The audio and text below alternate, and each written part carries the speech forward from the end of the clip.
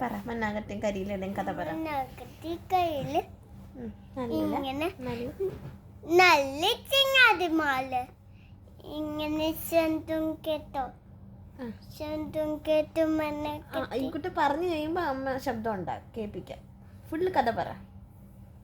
പണ്ട് ഒരു കാട്ടില് ഒരു മണ്ണാകത്തി കയ്യിൽ നല്ല ചിങ്ങാതിമാല് ഉദ്ദേശിച്ച് അവള് കാശി പൊപ്പിച്ചു.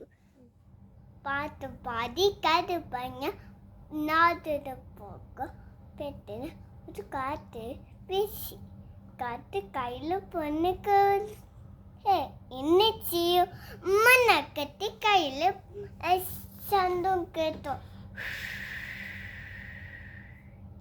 കാറ്റ് വന്നു. ബാക്കി പറ. ഭയങ്കര കാറ്റും.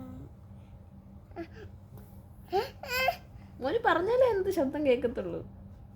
ഫുള്ള് കഥ പറ.